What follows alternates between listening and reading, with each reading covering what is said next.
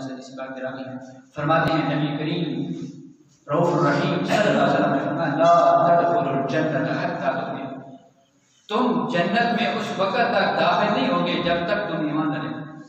یعنی ایمان کے بغیر تمہارا جنت کے اندر داخل نہیں، ایمان کے بغیر تمہاری جنت کے اندر انٹری نہیں ہو سکتی۔ فرمایا لا تدخلوا الجنة حتى تؤمنوا، تم اس وقت تک جنت میں داخل نہیں ہو سکتے جتنے تک تمہیں ایمان کر لیا ہو۔ آگے نبی صلی اللہ علیہ وسلم نے فرمایا ولا تؤمنوا حتى تحابوا، فرمایا تم اس وقت تک ایمان والے نہیں ہو سکتے جب تک تم آپس میں محبت نہ کرو۔ ولا تؤمنوا حتى تحابوا، تم اس وقت تک تمہارا کامل ایمان نہیں ہو سکتا جس وقت تک تم آپس میں محبت نہ کرو۔ آگے نبی مکرم شفیع حسن صلی اللہ علیہ وسلم نے فرمایا اولا ادلکم علی شیء اذا فعلتموه تحاببتم، او کما قال نبی صلی اللہ علیہ وسلم، نبی صلی اللہ علیہ وسلم نے فرمایا میرے صحابہ میں تمہیں اس چیز پر دلالت نہ کروں، میں تمہیں وہ چیز نہ بتاؤں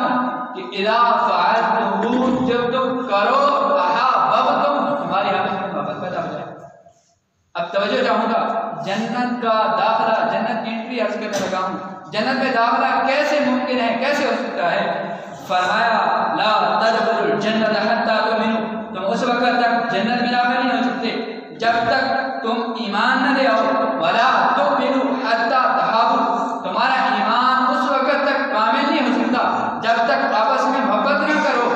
آگے نبی مکرم شفیع حسن صلی اللہ علیہ وسلم فرماتے ہیں میرے صحابہ تمہیں میں ایک عمل بتاتا ہوں، ایک کام بتاتا ہوں، ایک حکم ارشاد فرماتا ہوں، اگر تم کرو گے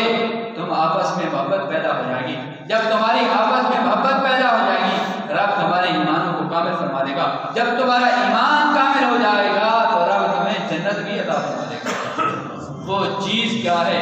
میرے محبوب مکرم شفیع حسن صلی اللہ علیہ وسلم نے فرمایا افشوا السلام، میرے صحابہ آپس کے اندر سلام کو فروغ دو، سلام کو پھیلاؤ، جب تم سلام کو پھیلاؤ گے